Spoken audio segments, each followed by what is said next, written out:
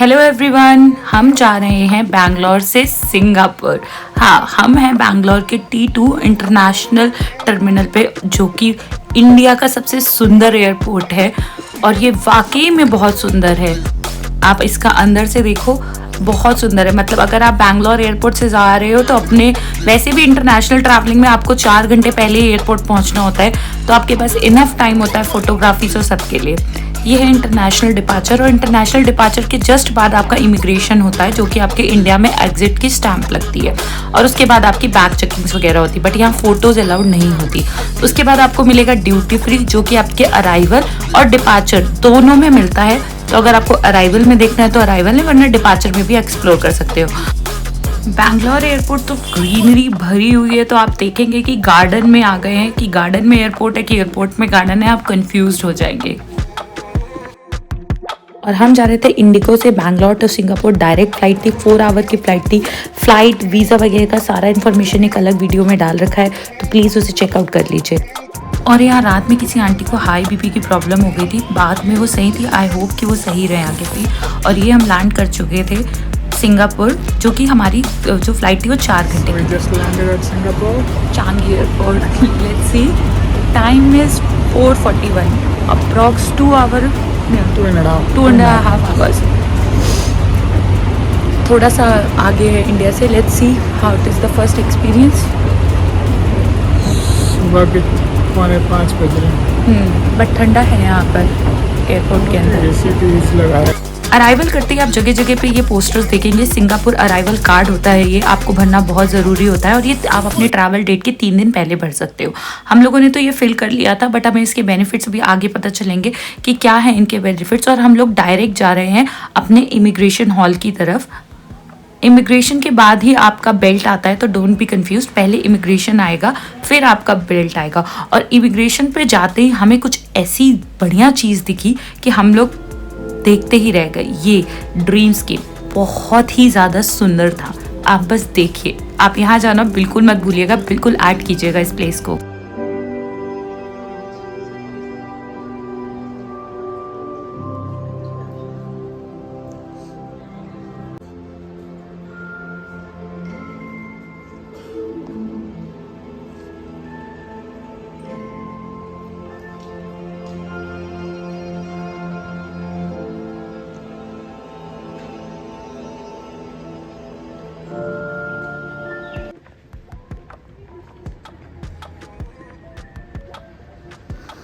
तो हम जा रहे हैं अपने अराइवल इमिग्रेशन की ओर। और इमिग्रेशन ये सबसे इम्पॉर्टेंट होता है आपका SG अराइवल कार्ड। आपने SG अराइवल कार्ड अगर पहले नहीं भरा हो तो यहाँ पे टैब्स हैं अवेलेबल, जिसमें वाईफाई वेल कनेक्टेड है और आप यहाँ पे आके भी भर सकते हो। बट उसके बाद आपको वेट करना पड़ेगा, वरना आपका 30 to 10 सेकेंड्स में बहुत आराम से हो जाएगा। इमिग्रेशन में फ़ोटोज़ वीडियोज़ अलाउड नहीं है, तो थोड़ा सा इग्नोर कीजिएगा, बेटर रहेगा। एंड सिंगापुर एयरपोर्ट बिल्कुल पेपरलेस है, तो कोई स्टैंप आपके पासपोर्ट पे नहीं लगती है, ना एग्जिट पे ना अराइवल पे। कोई स्टैंप सिंगापुर में आपकी नहीं लगती एज अ टूरिस्ट वीज़ा पे। इमिग्रेशन में हार्डली 1 मिनट लगा, इससे 1 मिनट। पासपोर्ट स्कैन करना है, चश्मा उतार के फ़ोटो खिंचानी है, राइट थंब का इम्प्रेशन देना है। सामने जो है इंसान, उसके पास सारी इन्फॉर्मेशन आ जाएगी, बट उसके लिए आपको SGAC कार्ड पहले से फिल रहना चाहिए। हमारा फिल था, हार्डली 1 मिनट लगा है। 1 मिनट से भी कुछ कम ही लगा होगा ना, कितने कुछ सेकंड्स का प्रोसेस था। जैसे इंडिया में 2 मिनट लगा, तो यहाँ पे 30-40 सेकेंड्स थे। कुछ भी नहीं करना, कुछ भी नहीं पूछते, and you just clear everything. Now I am going to receive my luggage, then what next, कि हम इसके बाद क्या करते हैं। और यहाँ का जो टाइमिंग है वो इसमें 5 बज रहे हैं सुबह के। लेट्स सी, अभी तो सब कुछ बंद है, हमें यहीं पे रहना पड़ेगा, क्योंकि इसके बाद हम लोग किसी और कंट्री से एग्ज़िट ले रहे हैं। तो जो ज्वेल वगैरह है वो हमें अभी ही कवर करना पड़ेगा। तो देखते हैं क्या होता है, कैसे क्या, स्टे अपडेटेड। एयरपोर्ट पे भी करेंसी एक्सचेंज होता है, आप आराम से करा सकते हो। इंडिया में हमें 66.4 का पड़ा था रेट, आप यहाँ पे देख के आप आराम से यहाँ पे करेंसी एक्सचेंज करा सकते हो। और अराइवल पे हमने देखा काफ़ी लोग यहाँ पे रेस्ट कर रहे थे। एयरपोर्ट बहुत क्लीन और बहुत साफ़ है। हम लोग भी वापस आके फिर इन्हीं चेयर पे बैठ के हम लोगों ने रेस्ट किया 2-3 घंटे। एयरपोर्ट बहुत क्लीन है, आप बहुत आराम से यहाँ पे आकर रेस्ट कर सकते हो। बाकी ये कुछ टैक्सी ऐप्स है जो आप अपने में इंस्टॉल कर सकते हो। हम लोगों ने जो यूज़ किया था वो ग्रैब ही यूज़ किया था, बाकी और सब नहीं ट्राई किए थे। आप इसको कंपेयर करके ट्राई भी कर सकते हो। तो हमें आते ही अपने सिम का काउंटर पे मिल गया जो कि है M1। हमने इसको क्लूक से बुक किया था और इसके लिए आपको आपका पासपोर्ट मांगेंगे। पासपोर्ट से आपको वेरीफाई करके आपको ये फिजिकल सिम दे देंगे। हमने फिजिकल सिम का ऑप्शन लिया था, आप ई सिम का भी ले सकते हो। और ये पड़ा था हमें 500 कुछ रुपए का पड़ा था, हाँ जहाँ तक कि 557 रुपीज़ का ही पड़ा था। और ये अदर कंट्रीज़ में भी वैलिड था। तो बेस्ट पार्ट ये थी कि इसका काउंटर पास भी था और हमें तुरंत सिम मिल भी गया था। और हमने सिर्फ एक ही सिम लिया था दोनों जन के। सो बेसिकली यहाँ के एयरपोर्ट्स पे होते हैं लेवल्स और हम जा रहे हैं वंडरफॉल देखने के लिए। आप गूगल मैप पे भी सर्च कर सकते हो जहाँ आपको आपने देखा होगा बहुत सी रील्स पे है, द वंडर फॉल है वो वाटरफॉल ही है एक अराइवल गेट पे। तो वो 24 आवर्स ओपन रहता है। तो लेट्स सी कि हम वो एक्सप्लोर कर सकते हैं कि नहीं। सो बेसिकली ये है सिंगापुर का द वंडर वाटरफॉल। ये है T2 पे था और सुबह आते ही हमने सबसे पहले इसे कवर कर लिया। और अगर आप यहाँ आ रहे हो तो सबसे पहले इसे कवर कर लीजिए क्योंकि ये 24 आवर्स ओपन है। और कुछ तो नहीं ओपन है बट ये ओपन है और ये बहुत ही ज़्यादा सुंदर है, एकदम वंडर।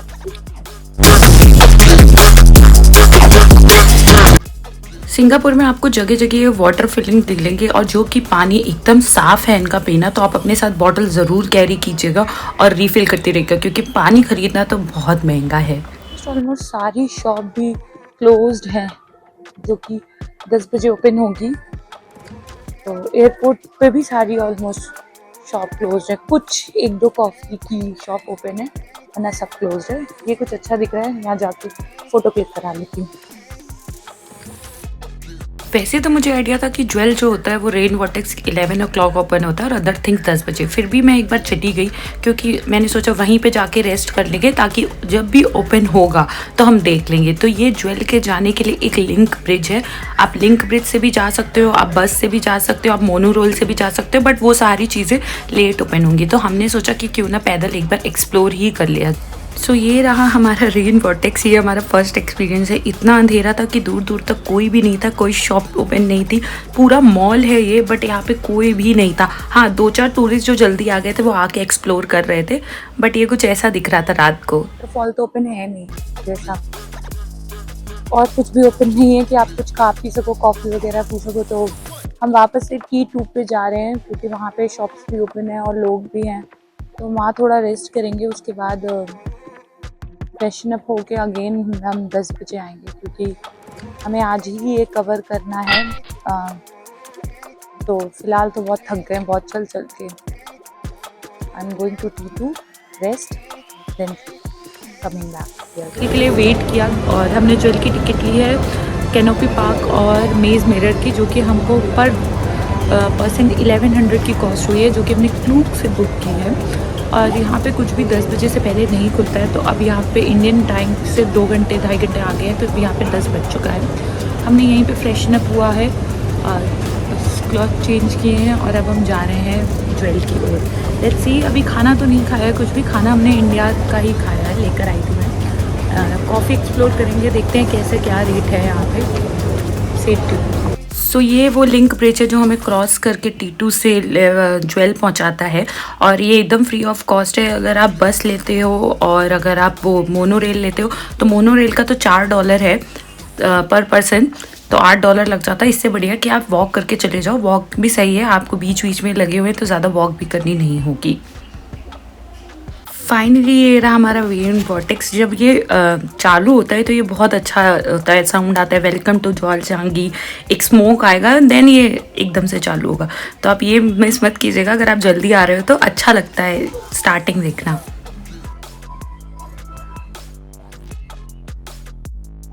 और ये इसका बेसमेंट का लुक है। अगर आप बेसमेंट पे आते हो तो देखते हो कि ये कुछ ऐसा दिखता है और बेसमेंट में ही सारी शॉप्स हैं।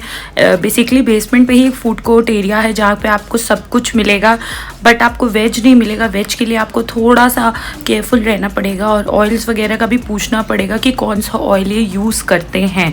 मेक श्योर कि ये पोक ऑयल ना यूज़ करते हो, आप ज़रूर चेक कीजिएगा। और हमने जो स्नैक्स किया वो मिनी सो के सामने एक छोटा सा मैकडी था। फिर मैकडी में भी मैंने बहुत पूछा कि फ्रेंच फ्राइज़ में कौन सा ऑयल यूज़ होता है, तो इन्होंने कहा वेजिटेबल ऑयल यूज़ होता है। बर्गर में वेज के ऑप्शंस बिल्कुल भी नहीं थे। ग्रीन सैलेड का ऑप्शन था, वो हमें खाना नहीं था। वैसे तो हम खाना खा चुके थे, तो हम लोगों ने 2 शेक्स वगैरह, एक शेक लिया था, एक आइस टी ली थी। बाकी आप देख सकते हो ये है सिंगापुर करेंसी, $2, $5, $10, 10 सेंट्स और $1 के कुछ कुछ कॉइन्स हैं। ये कुछ कॉइन्स, ये है $1 का कॉइन जो कि इंडिया के कुछ 10 रुपीज़ के कॉइन्स से मैच करता है।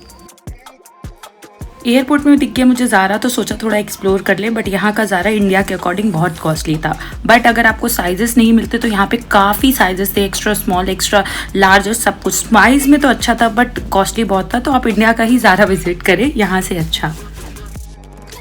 और ये जो आप व्यू देख रहे हो लेवल 5 से है। लेवल 5 का व्यू बहुत अमेजिंग था, बहुत ज़्यादा अमेजिंग था। लेवल 5 में मिरर मेज और कैनोपी पार्क हम विजिट करने आए थे। आप वैसे भी लेवल 5 आकर फ्री में ये व्यू ले सकते हो। अगर आपको मिरर मेज ना भी जाना हो तो ज़रूर आके देखना। लेवल 5 पे ही आपको मिरर मेज, बाउंसिंग नेट, कैनोपी पार्क सब कुछ मिलेगा और आप यहाँ पे आके अपने बड़े बैग सबमिट कर सकते हो free of cost, which is the good thing. और स्मॉल बैग कैरी कर सकते हो, इसका कोई कॉस्ट नहीं है। बट आप अगर अट्रैक्शन जा रहे हो तभी ये कर सकते हो, वरना ऐसे नहीं कर सकते हो।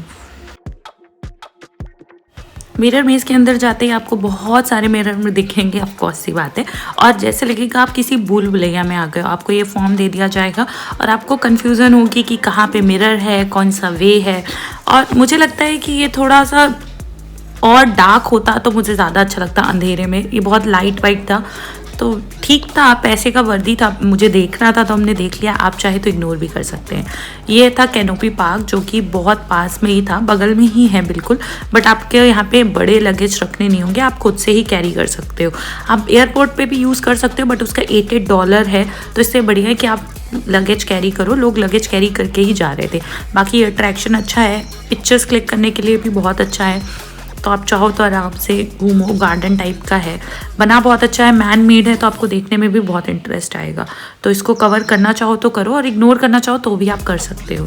और ये एक स्लाइड थी, ये स्लाइड इसी कैनोपी पार्क में ऐड थी, छोटे बच्चों के लिए ज़्यादा यूज़फुल है। कुछ नहीं है, बस एक अंदर स्लाइड करके जाना है, वो अच्छा था। ये बाउंसिंग नेट है, हमने ये ऐड नहीं किया था, आप चाहो तो इसे ऐड कर सकते हो। बट इसके ये थोड़ा सा ज़्यादा कॉस्टली था तो मैंने सोचा कि, और थक भी बहुत गए थे, एग्जॉस्ट हो गए थे।